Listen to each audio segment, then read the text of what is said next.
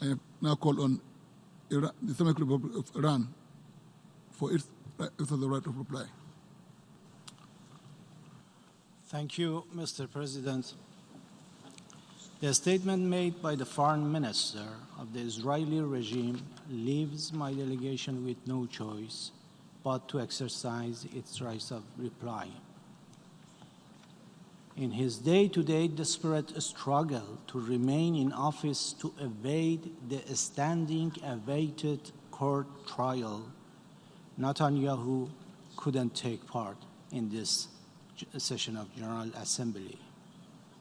What a pity. We missed an exciting performance of a stand-up committee.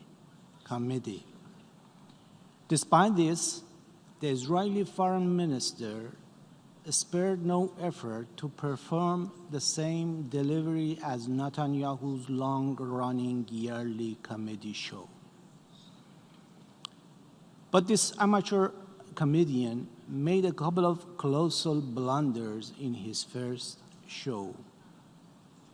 To impress the audience, he made a number of historical references to considerable oversights and cited a Persian proverb out of its context. And I quote, "You don't count the birds till the end of the fall," meant it isn't over till it is over, unquote. First and foremost, the officials of the Israeli regime should not consider drawing attention to such aforementioned history because of its shameful 70 years of history could be merely boiled down to a couple of words: occupation, brutality, massacre, and flagrant violation of the norms of humanity.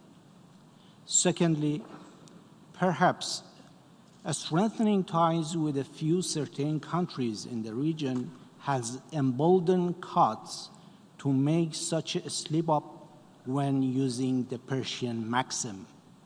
Putting this adage in its correct and realistic context, we emphatically tell the Israeli regime it isn't over till it is over.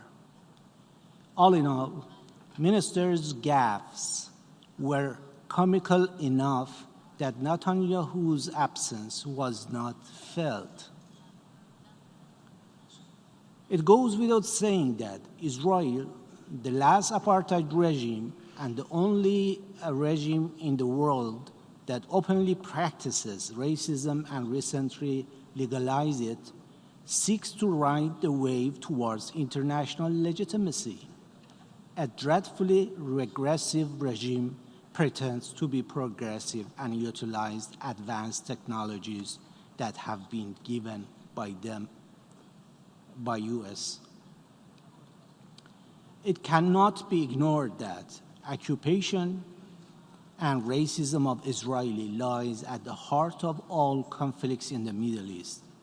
The repulsive Israeli occupation has brought a tremendous amount of multitude crises and sown vast instability and anger through the region and continues to be top spoiler of regional peace and stability. The ironic point is that his show, Katz, was talking about developing a regional peace initiative while at the same time this regime is planning to annex the Jordan Valley to previous occupied Palestinian territories as an inevitable measures that must be taken by whomever takes the Prime Minister's office. The baseless allegations made by Israeli officials do not fool anyone any longer. Israel's ludicrous claim of being democratic echoes similar assertion that previously dragged the whole world into destruction. It is a democracy for racists and supremacists, a democracy that crushes the dreams of the true owners of Palestine for self-determination.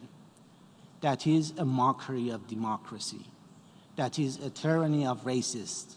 In fact, Israel is the enemy of democracy in the Middle East. It hates democracy. There would be no room for Israel in the Middle East should democracy prevail. Mr. President, with regard to the baseless allegations made earlier on Friday by representatives of the Bahraini regime as well as UAE, those elusive accusations amount to desperate efforts to cover the blatant violations by the oppressive despotic regime of Bahrain of very basic rights of majority of Bahraini people by tiny minority. By leveling those allegations, the ruling family seeks to justify its tyranny as well as oppression and the blatant trampling of the rights of majority of the Bahraini people who are deprived of any meaningful participation in the running of the country. There should be no doubt, as long as a small minority continues to suppress the rights of the big majority of population, no attempt, including trying to blame outsiders, would ever help to resolve the problems. With regard to the repeated baseless claim about Iran's 3 islands of Abu Musa, the Greater Tomb, and Lesser Tomb in the Persian Gulf, we must make it clear that it is a notable instance of the attacking territorial integrity of my country with 1,000 of years of history. Once again, we reiterate that those islands have been and continue to be an inseparable part of the Iranian territory. And therefore, any claim to the contrary is categorically rejected. It should be also reminded that the term Persian Gulf has been the correct appellation for the body of the water situated between the Arabian Peninsula and the Iranian Plateau, 500 years before Christ, and will remain so forever. It is a standardized geographical term recognized by the international community, including by United Nations, and should not be tampered with due political wishes. Since few states have unjustly and basely blamed Iran for attack on Saudi oil facilities, my delegation deems it necessary to point out that this allegation is unsubstantiated and false enough to the extent that Saudis, who namely made this unfounded claim, retaliated against Hodeidah in Yemen, breaking a UN ceasefire. It is clear that even the Saudis themselves do not believe the fiction of Iranian involvement. Seizing this opportunity, I would like to stress that while there are deliberate provocative attempts by certain circles inside and outside the region, hindering the maritime navigation in Persian Gulf, all of the measures by Iranian forces therein are and have always been solely aimed at enforcing the related laws and regulation in support of inter alia, preserving law, order, protecting the marine environment, as well as the safety and security of maritime navigation, and ensuring the flow of energy. The Persian Gulf is a vital lifeline and thus a national security priority for Iran, which has long ensured maritime security. Mindful of this reality, any extra-regional presence is by definition a source of insecurity. Despite the propaganda, Iran won't hesitate to safeguard its security. Regional nations still regional nations will remain neighbors long after foreign forces are gone. It is high time for regional leaders to focus regional solution. Dialogue and non-aggression pact Thank you. area good start. Thank you.